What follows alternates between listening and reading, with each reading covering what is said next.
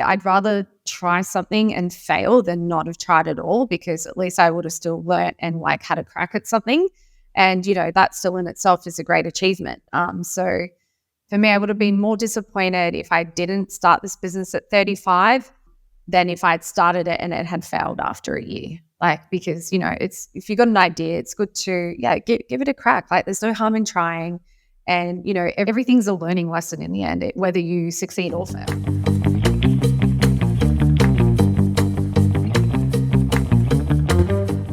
Hello, everyone. Welcome to the Project Vitality podcast. And I'd love to welcome my guest, Sandy Ronalds. And Sandy is someone I have known since high school. Yeah. And we've been friends for a very long time, but she's actually now a business superstar and has created a beautiful empire here in Australia. Do you want to tell us the name of your business, Sandy? Yes. So I own a company called NatV Basics, and we focus on women's sustainable basics, specializing in underwear and hopefully moving into more loungewear and like pajamas soon. Awesome. And you won an award last year in Gold Coast. Is that correct? Gold Coast Business Award for micro and emerging businesses for 2023. Yeah, that's pretty awesome. And so not only is she a great person, and I have lots of memories of our childhood and the shenanigans we got up to, but, she has been one of these women that has really emerged as a business leader, as well as being a wife, as well as having a child, and really just in that small business space, which is very challenging in Australia, and obviously you've got to balance your personal life as well as competing against these large international corporations and companies, and to stay clear and precise with your ethics. Now, before we go any further, I wanted to talk about two memories I have of childhood. One, Sandy taught me how to handstand. I remember on your front yard I can't even remember what street it was, but in Cronulla. Wilson Street. Yeah. And so you used to do gymnastics. Yes. And you taught, I remember, I thought I could handstand. And then Sandy was, I don't know how long you were there for, but many, many minutes. And then you taught us how to walk on her hands. So do you remember that? Yes, of course. Yeah. And the other memory I had is your dad, how he told us, me and Daniel, he said, if you boys get your boat license, you can take the boat out. And we were like, all right. And so we went and got our boat license. And I remember he drove us, me, you and him, to the boat ramp, put the boat in, and then just kind of waved us off. Yeah. And Daniel would just... Pretty cool dad, right? I don't know why he trusted us so much, but he did. Yeah. And I remember we went out into the headlands, and do you remember? You were like, slow down. Yeah. I think when you get out to like the sea, it scares me because the waves, we could definitely capsize. Yeah. We were, anyways, good times. So I'd love to learn and teach the audience about why, because fashion is something that I really have no idea about. I know a lot about health.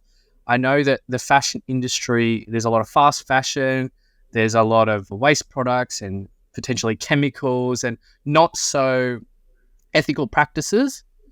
And so I'd like to know what got you into it. Like, why did you choose fashion? And tell us a little bit about your company and your vision and the challenges that you faced. Yeah. So I originally started NatV Basics back in 2017. The idea popped in, and it really just came to me because I was myself online trying to find some underwear that sort of ticked the boxes that I was caring about at that time, which were, had to be better for people and planet. And all the sort of established, what would you say, legacy brands that we are aware of really didn't care at that stage. They had market share. They were just doing what they always had. And because of that, I just thought, if I am looking for this, there has to be other women looking out for the same sort of things. And so for me, it was, having a product that was obviously better for your private parts. So using more eco-conscious fabrics and yarns, which is, of course, going to be better for that area. You don't want like lots of synthetics and things like that, which are just plastics. I also wanted the manufacturing side to be better for the people in that chain.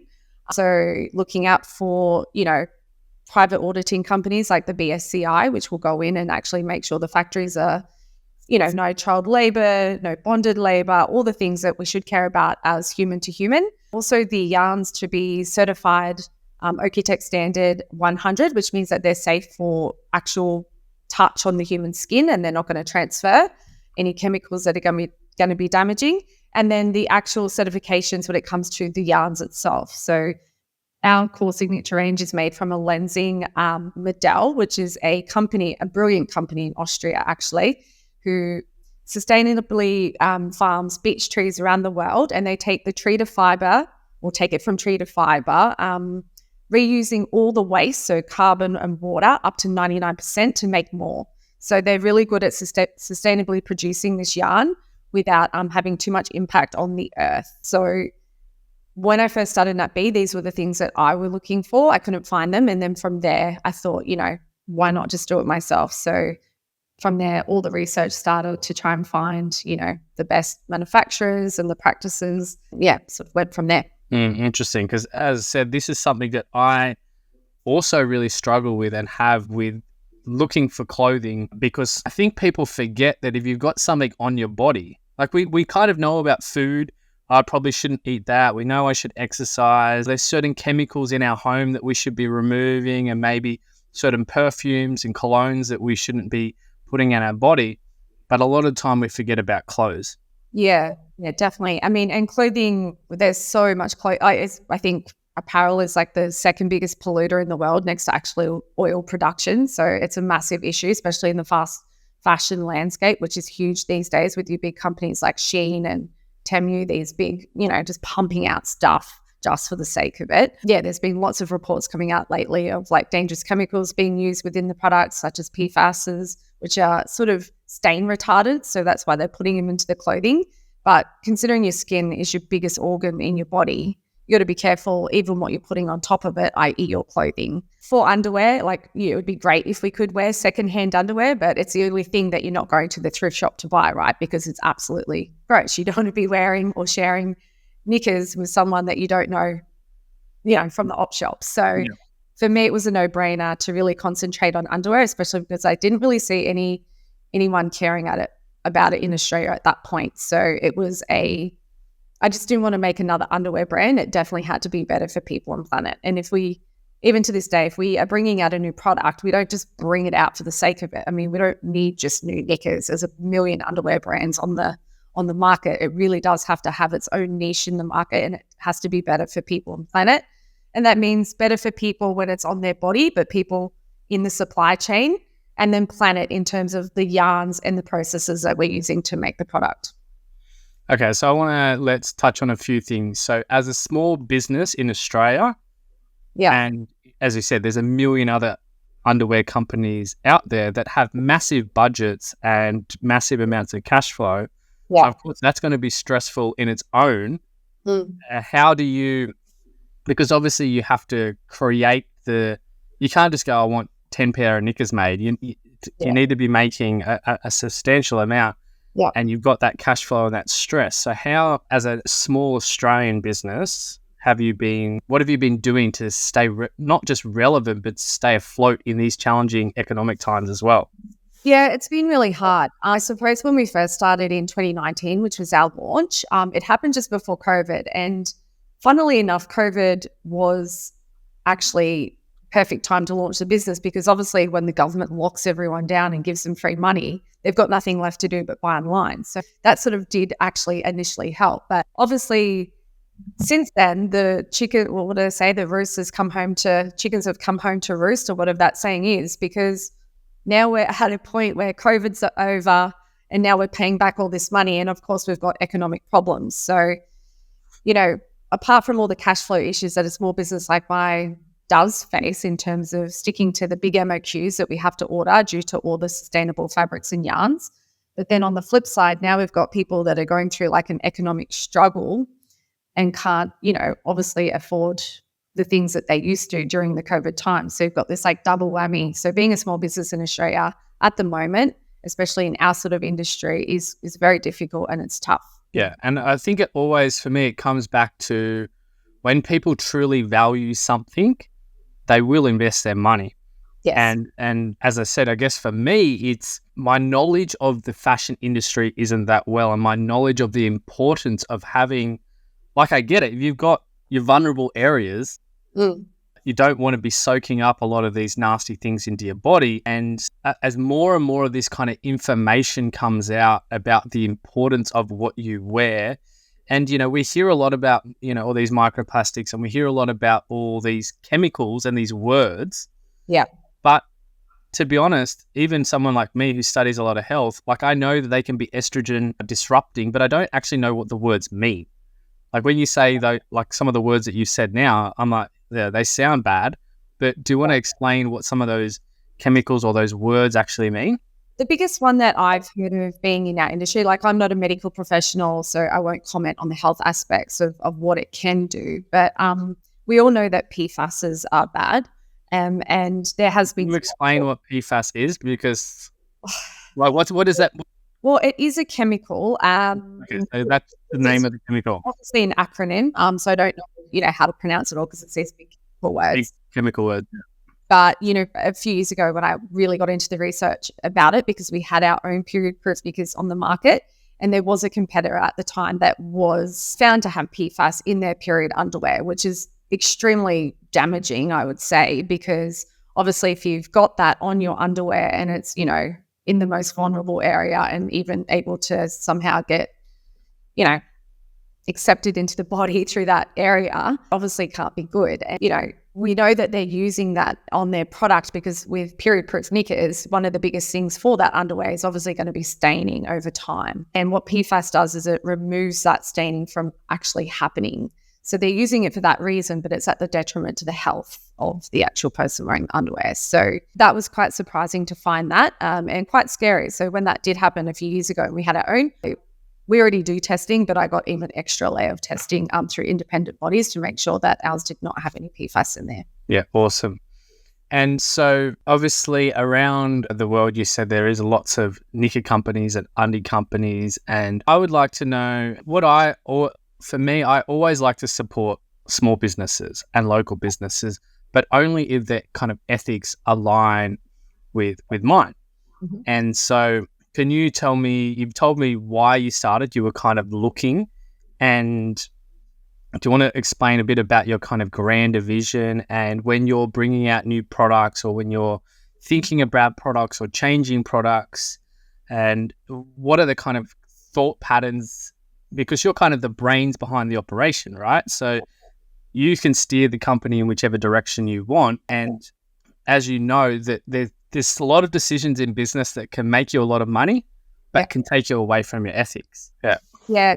We do have some pretty strong core values as a brand. And one of the top ones being when it comes to product development is one day we'd love to get to something where it's 100% natural, it's 100% biodegradable after some time, because the funny thing with sustainability is, we know that we have to grow beech trees lots of different plants if we want to sustainably make products from natural fibers, but that still comes at a cost, right? Because you are farming and, raising trees, bringing them down, and that takes a toll too. So if you want to have 100% biodegradable product, which is what we want to have one day, it still has to last, at least like 6 to 12 months, right? Because no one needs to buy underwear every month because it's like disappeared, and then we're cutting down these trees all the time to do that. So it's a really fine balance. And so at the moment, part of our core value is we have to have at least 78% or more natural or recycled fibers within a product. We also bring out products that are sort of dual use, unless it's underwear. So for example, we brought out bodysuits recently, and obviously you can use that just in every day to go shopping. You can use it to exercise, lounge around. So we really try to bring out products that are just multi-purpose and not just like fast fashion where, you wear it once and you'll get over it because it's like a trend and it's now not in trend. So it's really about sticking to that core value of, better for people and planet, but also, providing something that people just use over and over again for all different reasons. And it has to be comfortable and nice to wear as well. So yeah, that's sort of where we are with the product. But yeah, back to the sustainability part of it as well. Having 78% or more natural fibers or recycled fibers is like our bare minimum. We are working up towards trying to get to 100, but at the moment we just can't find the technology available to have 100%, sustainable product where it will revert back into nature the way we want it to without it like degrading after a couple of washes. And that in itself, again, no one's going to pay $30 for a pair of knickers that lasts like 2 times. So we're stuck in this like funny, position at the moment where like it's almost 80% natural, our signature range, but we still have to have those, unfortunately, polyamides and elastanes for the stretch and longevity of the product, so that one, it's comfortable, but it does last long for the customer and they get the value out of it. Fascinating. And that's one of the things that, as an Aussie company, people always like, I want to buy Australian made and I want to do that type of this. But the trouble is a lot of the manufacturing isn't in Australia anymore. We don't have, so our core signature range is what you would call a semi-seamless product. We simply do not have the machinery in Australia to be able to make these products. I've checked, I keep on checking over and over, hoping that we'll bring it back, some sort of manufacturing. But the problem is it's just not here. And I'm not rich enough to bring in all the machinery and even have the space to operate that. So for me, it's impossible for us to do it here. And some of our biggest competitors, like the true blue Aussie brands that we've known, who used to actually manufacture here, don't even do it anymore, which is sad, but it's how it is at the moment. Yeah, it's a big thing. It's with all industries, Australia doesn't manufacture anything anymore. We have amazing resources here. Yeah, we tend to just dig up the dirt and grow cows and send it overseas, it seems, at this point. Yeah. That's what we do. We don't, and it is a huge kind of loss that we don't do that. But as you said, you're not going to go out and invest millions of dollars into manufacturing equipment.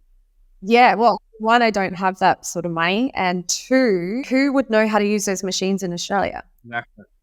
And then three, do the customers want to pay for the added cost of our wages in Australia to make that product? Yeah. Especially for underwear. I'm not sure that everyone says that they will, but then I don't know if they would, because even now with the economic times being a little bit tough due to the cost of living crisis, like we are seeing a reduce in the average cart order value and a take up of our sale product. So people are struggling as it is. They're not going to want to be paying more for that at this point. Yeah, it's a very interesting thing where people say they will, but yeah, if they're going to have to pay 2 to 3 to 4 times what they're paying now, they, or would they just go and buy the cheap and nasties? I think there would be a demographic that probably would, but then there's some people that just can't, like they just can't afford it. I mean, you've only got a certain amount of money each week that you can spend, and if you've got kids and a family, you've got your mortgage pay or rent, you've got your groceries and your kids, consume like stuff that they need, school uniforms, whatever, you're left with a little bit at the end for stuff that you want. Like it becomes quite small. So yeah, there's not a lot people can do if they just don't have that money. Yeah, and especially as a business, it's quite a risk to be like, well, if I did do all this, hopefully there's that market that will buy it. Investing or getting investment of millions of dollars to do this, and then no one buys it because it's too expensive. Like that would be pretty horrific. Yeah. Okay. And one of the other things I wanted to talk about, so you're a small business owner, you're a mum and you're a wife. And so the challenges around running a business whilst also maintaining your own health, because this is something that's really important to me, is teaching people that, yes, we can make businesses, we can do empires, we can make change in the world, but if you're struggling in your own self and with your personal life and your health and your family, then is it really worth it doing that? So how do you balance looking after yourself as a woman? Because obviously I'm a man, so I understand from a man's perspective, but there is a lot of boss babe culture and go out there and crush it and all this type of thing, which is quite a masculine energy. So how do you stay in the, that fun, feminine Sandy that I've always known? How do you stay in that space? It'd be tough. Like being a business owner and especially being the boss can be lonely spot to be in sometimes. I think it's important just to, realize you're going to have your bad days and like stuff's not always going to go to plan, but that's okay. And it's also okay to not feel good that day about that and to not let it sort of start running havoc in your head, and just be like, this is, it's just one day, it'll be better tomorrow. And, even if you have to have a day away from work, sometimes I will just to, one, I don't want to bring down the team at work with my bad energy at work. And two, I just need a day to sort of decompress and just relax and just start to think about, what's important again and not stress too much on like what I'm actually stressed about. Yeah, juggling motherhood and work is definitely a juggle. It's not easy. NatV is definitely like a second child, and sometimes can, take precedence sometimes over, family life if certain situations pop up. But, in the end, luckily I do have a pretty supportive family, which really helped me out day to day when needed. And then also, doing things for yourself. Like every day I try to get up early, at least try and go for a 3K walk at the bare minimum. And then in the afternoon after work, come home and do some weights and, do a gym session before bed. I feel like exercise and healthy eating and all the things that we're meant to do, be out in the sun in the morning and grounding and doing all those things that we know that are good for the body, really help in helping juggle, all the stress of work and family life. Yeah, awesome. I just had another memory pop up of your family. Remember how your mum used to keep a shelf in the fridge for all the leftover food? And I used to walk into the house, not even say hi, just go straight into the fridge and start eating. Yeah, you used to come in through the back door and just start eating all the foods. Good time.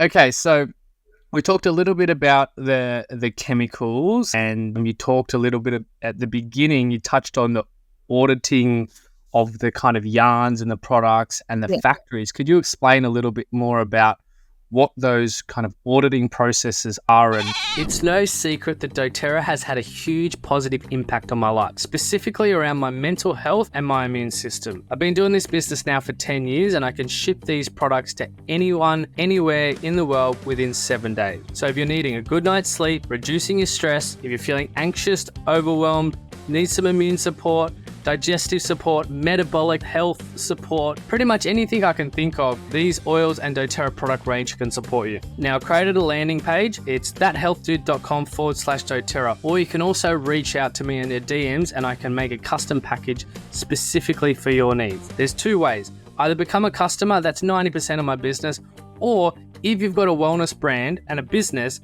you can use doTerra and me, the perks are you get me as a fulfillment partner to really support and enhance the vitality of your customer base. Just go to thathealthdude.com/doTerra or send me a message in any of my social platforms in a DM. Well, yeah. So for NatV, we won't use any factory that that isn't audited by the BSCI. So they're a private auditing company, and they come in, I believe it's every year, and they rate each factory on a whole bunch of different issues. So it'll be about the employee, how the factory's operated, and just even the environment as well now. So every year they'll come in, they'll give them a score, and then they'll give them things to work on as a company. And then they'll come back each year and they'll keep making sure that they're sticking to, the things that they didn't score so well in, at improving that score. And I have to say, it's not perfect in terms of sometimes at the score that you get, but at least you're working with a factory that is allowing, for one, the private auditing company to come in, because sometimes that can be an issue over in some of the Asian spots that we do manufacture apparel in. But yeah, all of ours are audited, and the biggest thing is really, I find that they mark low on is they just work a lot. So, they work a lot harder than what us Aussies do, to be fair.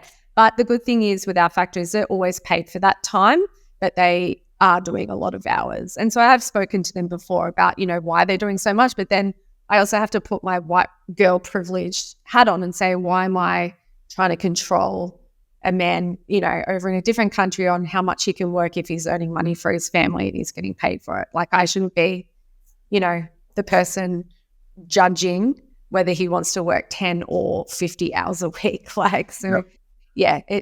It's a great thing to have the BCSI auditing, because you can see what's happening, and if they're really not doing good and they're marked low on some of the bonded labor laws and things like that, that wouldn't be a factory that we would want to do business with.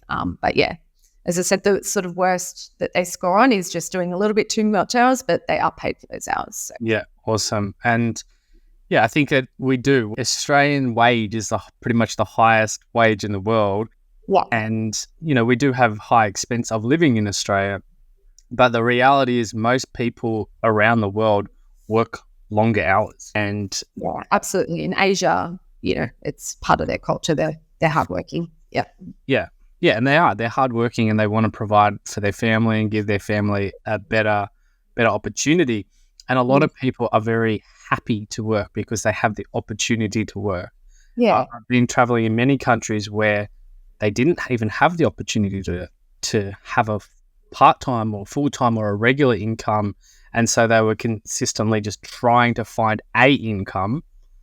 So when somebody has a consistent income, generally, they're very happy. Yeah. they're very happy with it. Okay, so we have that type of like the standard of manufacturing so that it's safe for, people to work in.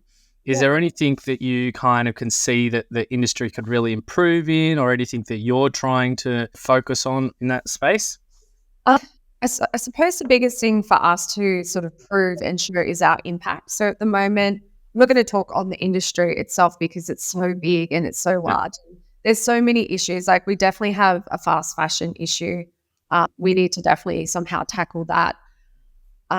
I feel like, the regulators really have to get in there with some of the bigger fast fashion companies. Like who needs like hundreds of new styles a day of clothing coming out that are really cheaply made from plastics? It's a crazy situation. But in terms of just like me, and I can only really make changes for NatV and myself and our community, is really just trying to nail down what our impact is and really set some goals moving into the future on how and where we want to do better. Looking at apps to implement on our website like Arbor at the moment I'm looking at, which will have a look at the composition of our products and give it like a genuine impact score based on, alternatives in the same industry. So other underwear companies that are doing similar things. So we're sort of focusing on being able to show how good we are doing, because I feel like we do good things as a small business, but it's really sort of difficult relaying that information out to the market in a very clear and concise way that they will understand.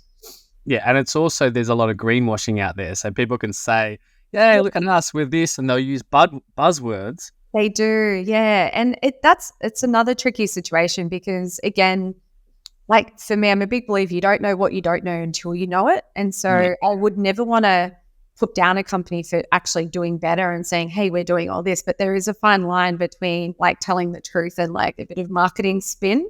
So it can become like a tricky situation. So for NatV, we just try to be really honest. Like we're nowhere near perfect. I don't know any company that can come out and just be like, we're 100% perfect now.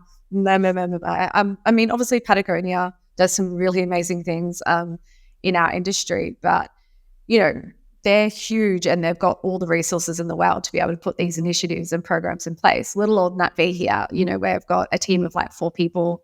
We're only just coming to our 5th birthday. We just don't have those resources and things to, be able to compete on that scale. But for us, we just try to make little changes every day for the better, and to keep on sort of pushing that technology to hopefully get to, that 100% sustainable product at some point.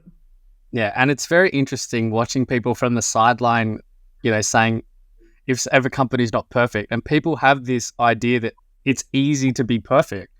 And when you actually are in the field of your specific industry that you've chosen, whether it be fashion or whether it be health or whatever it is, you start to realize that there is a lot of challenges. We're not just talking about cash flow. You've got even just staff and employees, like maintaining staff and employees, morale, making sure that your product line overseas, even shipping and all these type of things. So many things that come into business as a whole, like so many departments, and they all have to work, to work well.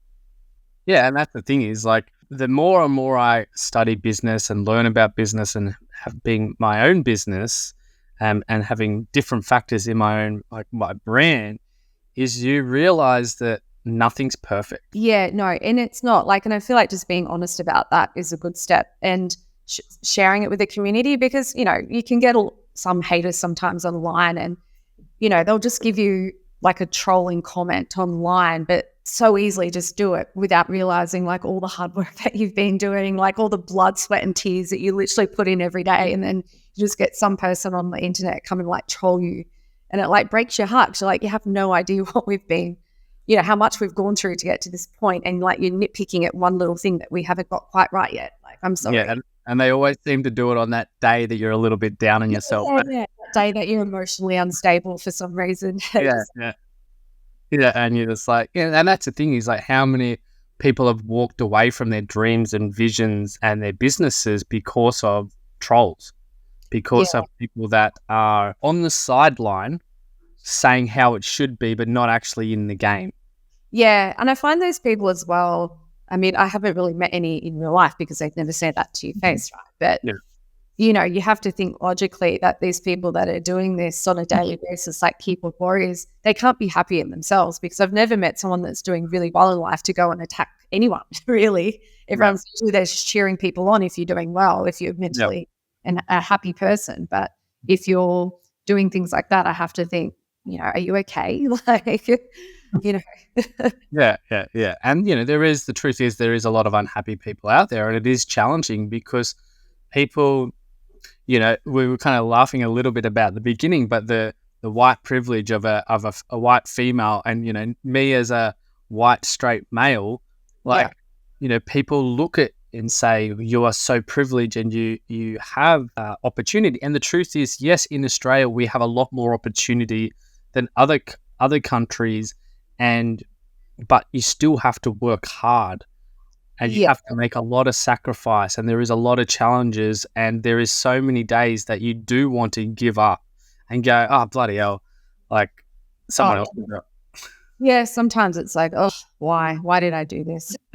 Why did I choose this path? But then you have those moments. And so that's something that I'm really passionate about, is being very clear on your vision and being integral with your core values, because you can make decisions in business that can make you a lot of money quickly, that can completely go against your values. And so as an entrepreneur and as a business owner, I always like to kind of educate and ask the questions to other business owners. So in those moments of dire despair where you're like going to throw in the towel, what do you go back to internally, and what are your practices around that? I think, again, it's just going back to really taking that self-care day if I need to. Times do get tough. I have a pity party for one day, but I've got a pretty determined. So, and I'm a bit nuts as well. So I'm very hyperactive. So I can have one day to relax and get over, the depression or whatever I might have, or anxiety for that day. And then I'll literally bounce back generally the next day and have a fresh mind, a fresh outlook, and just really having, going back to the core values of why I started the business, the good it's doing, for our community. And that sort of keeps me going from there.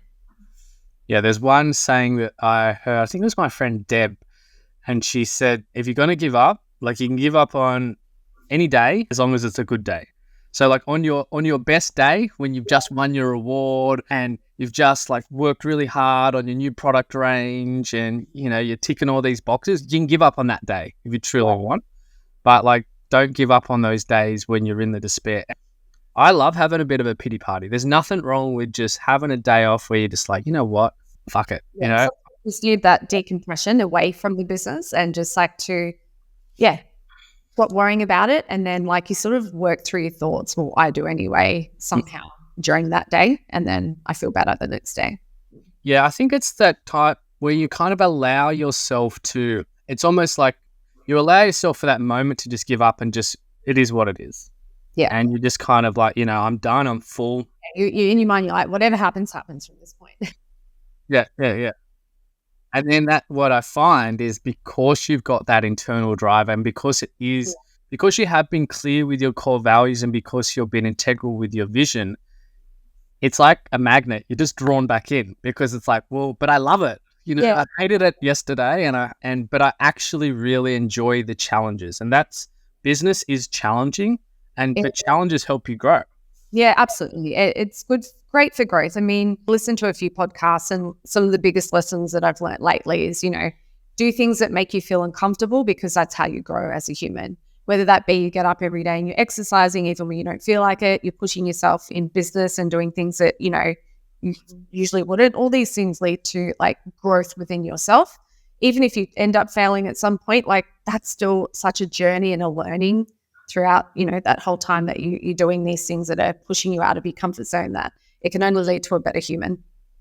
Yeah. And so your product range is underwear? Yeah, currently we have underwear. We have some really cool bodysuits at the moment. We have a bit of loungewear at the moment, but we are sort of just building out the categories within just the basics range. So we have our core signature everyday basics that are perfect for wearing every day. We've just brought out some intimates, which are a little bit more sexy, something that we haven't done in the past, but still sticking to those core values where 85% of it is actually recycled polyamide, and still having like a 100% organic gusset area, which is the crutch, to put it frankly, of the lining, which is great for that area. Having organic cotton in that area is a great material there. We have, just the loungewear, as I said, and also we'd like to work on pajamas and maybe swimwear at some point. Nothing fast fashion-y. So you never find NatV doing anything fast fashion. We do have limited collection drops, but we always have our core signature range there. So if you fall in love with something from the start, you can always go back to the website and find it. There's no need to rush to buy it. With underwear, you only really buy it when you need anyway. It's not one of those things where you're like, I'm going out with my girlfriends this week. I want to look really hot. I'm going to buy this new dress to wear once and put it. No one sees your underwear. It's a feel-old one. So it's for that reason, we'll always have like the everyday basics that you can find and get when you want. And so what would your definition of fast fashion be? Because you've said that a few times, and it's something that I've heard a lot. Mm-hmm. So what would your definition of that be? Low quality, cheaply made, like fashionable things that you'll wear once and throw away. For me, when I buy clothing, I generally don't buy fast fashion at all. One, I just don't believe in it. I don't like the quality. Try and invest in pieces that are a little bit more expensive from, brands in Australia that I know, or like brands from overseas that aren't the big conglomerates, but things that I know I can wear over time forever and just like repurpose them or put a jacket, like something that will not go out of trend is what I hunt for when I shop. Not these fast fashion pieces that you'll wear once that are cheaply made and pretty much break after a few wears anyway. So yeah. And what about, do you do anything men's? Yeah, we've just launched cotton balls. It's still in the works at the moment. Love that name. Yeah, we are developing more products at the moment. We've only come out with like a jock, like a brief, and I know that's not for everyone. A lot of men like the boxes, so we are working on that at the moment. But obviously for me, being a woman, really hard for me to test these products myself, give it the tick. So I have to rely on family members like my brother and my dad, my husband, to give me feedback. And of course, they've all got vastly different feedback on each piece. So it's going well, but there's more to come there. Yeah. And do you find that from a consumer perspective, would it be more women searching for the natural products, or is there, as a man, like I have looked, and I remember we kind of discussed this at email, that I was looking for organic clothes and things like that, purely because working in the health industry, I've done a bit of research on having products close to your body that aren't so good for you. And it is really, really challenging as a man to find anything that's good. Yeah, I think men are a little bit different. I feel that maybe they won't care as much as what women do, but maybe they do. I haven't got enough data from our own brand yet to sort of ask those questions. Obviously with NatV, we've sent out customer surveys and things like that. So we really know who our target customer is, what they like, what they expect from us. With the men, we're sort of growing that. With the men as well, you have to remember a lot of women will buy the underwear for their men. They will care about that, so then they'll just give it to men and the man will just essentially wear whatever wife or girlfriend buys them. So hopefully we can rely on our customer database from NatV a little bit first to push the hubbies or partners over to the cotton ball side of things. But time will tell sort of what their driving factors are for purchasing underwear. Yeah, I would definitely say that that's the way. It's the same as my doTerra business. The women buy it. They're kind of, you generally find that women are in charge of, in the household, of health, probably clothes buying as well. And so, men, we're simple creatures. And, if it works, if the wife or the girlfriend or whoever gives you the product and it works, you'll just be like, just order me some more next time. And you guys just don't, like my husband, for example, literally has holes in his undies. And I'm like, dude, like they're not even acting as undies anymore. Like, let's use some new ones. Like, That's death until like it breaks. It's something that I really struggle with, like specifically with all the baby goats gnawing on all my clothes and all that type of stuff. And this, I kind of have a rule. Me and my mate have a rule is like if you leave the farm, you have to wear something nice because like when you're on the farm. But then what happens is you come home and you're like, oh, I'll just do this one quick task, and then you ruin all your nice clothes, and then it's just. I don't know. We're just a little bit more rough around the edges, us guys, and clothes just don't seem to last as long, and so you just keep them until they're unbearable, and or to be honest, or until your mom or your auntie or your girlfriend or your wife buys you a new pair of knickers, and then you're like, all right, well, I'll get rid of them now. Yeah. Lighthouse is my signature 6 or 12-month one-on-one mentorship program. It's pretty much where I've gathered all my life experience as studying with the Czech Institute for 15 years, my intuitive gifts, my personal challenges, which I do not wish upon anybody, and to fast track you to where you want to go. And my approach is very simple. 1, it's all about vitality and life force. Change takes a truck ton of energy, so you need that vitality and life force to ground you so that you're resilient when blockages come up, and they will. 2, we've got to get you clear, get that clarity on where you're going, because once you've got that little bit of life force back, you can start to dream bigger, that biggest vision for your life. And then 3, it's all about confidence. Now, as a lighthouse, you may have weathered many a storm. You may feel battered, you may feel broken, you may feel defeated. But as we rebuild your confidence, you start to shine bright, and it helps to guide others home because they see that beacon of hope, that brightness of you sharing your truth, sharing the essence of who you are. And the truth is, the world really needs a lot of lighthouses right now because people are stuck, people are overwhelmed, and we need your brilliance, that light within inside you to be shining so bright that people can spot you from a bloody mile away. Now, all you got to do is head on over to thathealthdude.com/lighthouse or send me a DM on any of my socials and we can chat and see if it works. I take on a few clients every year and let's see if we can make some magic happen. That's right. Or your girlfriend or wife secretly throws them out while you're not looking. Yeah. Rodney's like walking around. Have you seen him? No, I don't know where they are. What are you talking about? Okay, so we've touched a little bit on the kind of ethics, some of the chemicals, some of the manufacturing, some of the challenges of small business.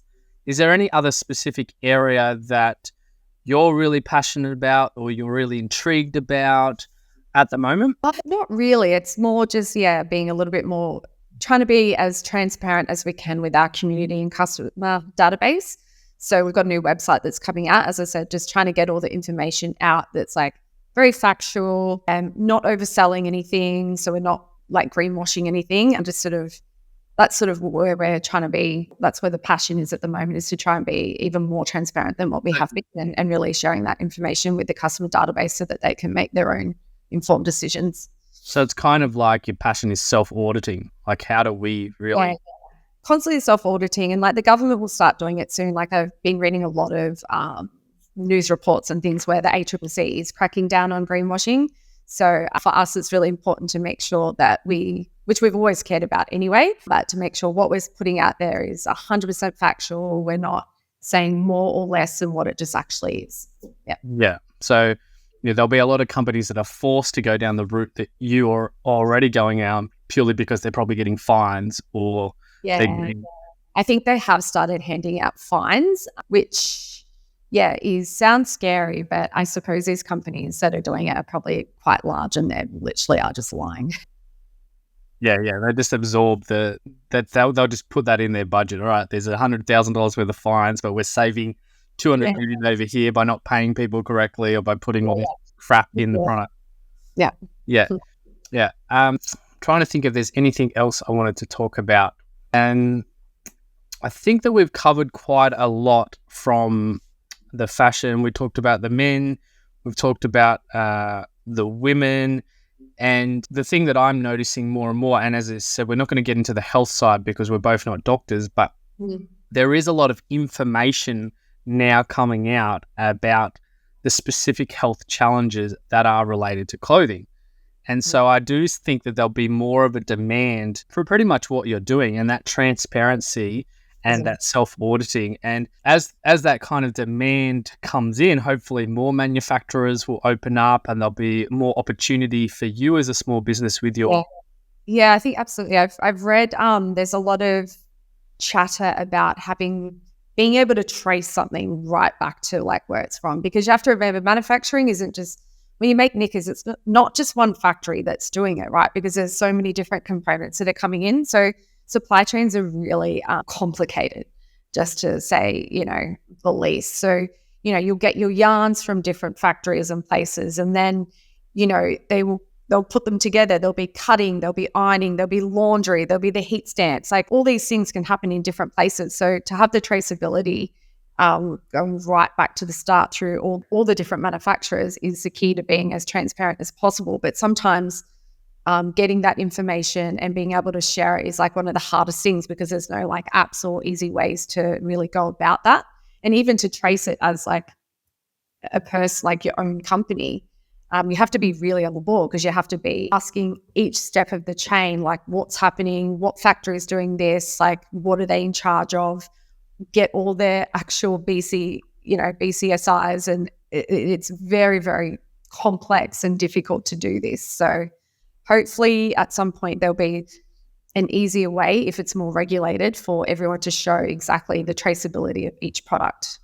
Yeah, apart from you going over and going from factory to factory to factory to factory. Yeah, and like I want to do that. I've been to we manufacture in China, and simply because they are the best and the most efficient at this point at doing what we need them to do, and they're experts in the semi-seamless design. So have been there many times. I definitely want to get back there this year and go see some of the factories that we work with. We have good relationships with them and have been with our signature range from day dot. Haven't changed. So yeah, it's nice to get over there. They're beautiful people. I know that there's some issues with the ruling party, but the people on the ground are gorgeous, and they deserve our support as well. A lot of the time we hear people in Australia, and I get, we should support Australian manufacturing, and we would if we could. As we discussed earlier, it's simply not here, so we can't. The people in China are people just like us too, and want to provide a living for their family, and this is the way they do that. So, and there is that kind of, like, I'm very patriotic for Australia as well. Yeah. But the truth is that we're all humans, and exactly, we're all planet Earth, and we all are humans, and. We live in a great society where if you don't work, you get free money, like from the government. In China, they don't have that. So they're in a much more privileged position if we aren't manufacturing compared to what, the Chinese people are on the ground, which is important to remember as well. And we are a globalized world. So I find it funny sometimes when, we might get a troll again, like, where's your product made? And we have it everywhere. It's on the knickers. Like, it's actually by law. So, we're not hiding the fact where it's manufactured at all. We're not ashamed of it. But, you have to remember that in Australia, it'd be great if we did more manufacturing. But at the moment, like, obviously the government cares about digging up the dirt. We, export wine and our beef products and, produce. And we're really, really good at that. And the Chinese are or Asian countries are really good at that. And they've got economies of scale doing that. And we're economies of scale are doing that. And then we trade. That's called a globalized world. If we brought back manufacturing to Australia, it'd be great. But we would be so inefficient at this point from, one, the lack of experience in doing it, and just, we're just in different cultures. Yeah, I just don't think that people would just work as hard, but they wouldn't want to. They're like, oh, I got to have my smoker, and I got to have my this, and I got to have my that, and like, and I want this much per hour. Yeah, yeah, we've worked. Yeah, we've sort of I don't think bringing back. It'd be great if it could, as I said, but bringing it back at this point, I don't think would be efficient or productive at all. We just couldn't compete. Like we still wouldn't be competing properly against some countries that actually do it well. Yeah, and there's a lot, to be honest, I think we really need to bring back small scale farming first and really get our agriculture on our land and bring in the regenerative farming and the biodynamics. And that's where I think Australia will really, really thrive, is food and that's always been sort of core of what we have done. Like we've been farmers for So I agree. Yeah, and that may then lead in the future to having products that we can manufacture or we can use. But for the time being, in Australia, we're still importing food, and that's mental. It is mental. Yeah, I've actually really learned a lot because I knew a little bit, but to understand the fundamentals of your company and what you're doing and the traceability and really understanding that it is a very complex process. And, the brand looks great and all that type of stuff. And, Instagram and social media can look really cool. But it's a lot going on behind the scenes. Yeah. And to stay true to those ethics, but also to consistently improve on them, really well done on that. Because I didn't know, I knew a little bit about your company, and I thought, I'll get Sandy on because it'll be a good laugh because we haven't spoken in such a long time. And I don't remember, there was even times that we were in the same country and we're like, oh, we should catch up. But I think maybe it was in Thailand or somewhere, and we're like, and we were like an island away from each other, and we were just like missed each other. Yeah. So, when you haven't spoken to your friends in quite a long time because they've been busy building like your empire and having a family, and obviously I was at your wedding, but since then, you've been busy. So it's been, so you're 5 years running this year? Yeah, October 31st, Halloween. Yeah. Awesome. And so we're expecting some type of loungewear. So what is loungewear? Like when you say... I would just say, again, basics like singlets and things that you can wear at home or out shopping, like almost like activewear, but not. Like just, comfy clothing that's not too fancy that you're comfortable wearing wherever. Yeah, awesome. Yeah, I feel like that's really good. And hopefully everybody can go... What we'll do is in the show notes, we'll put your links for your socials and your website and all that type of stuff. So make sure you go on and like their pages and follow what Sandy's doing and the team's doing, because it's only going to get better. Hopefully.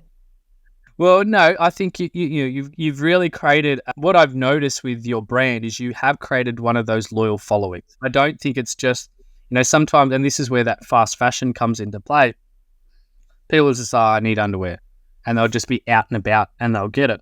Where it's kind of shifting into that conscious pattern of buying of, okay, well, these undies are going to last however long, but they're going to come back, and then they're going to buy those undies again, rather than just, going to some of those big stores and not really thinking, because I do feel that underwear is one of those, probably underwear and socks maybe, is probably one of those unconscious buying patterns where people don't think too much about it.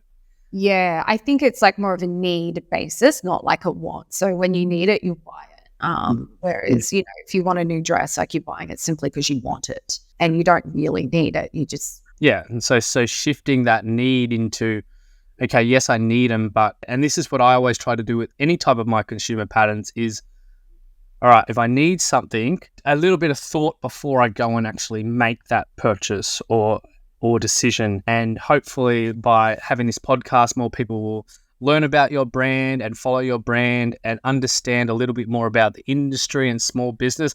And also I wanted to inspire other women to go out there, because you grow up from a fashion family where everything was to do with fashion. No, absolutely not. No. Yeah, so you just had this idea and this vision, and then you just implemented it, and you had that support network around you that kind of backed you and believed in you.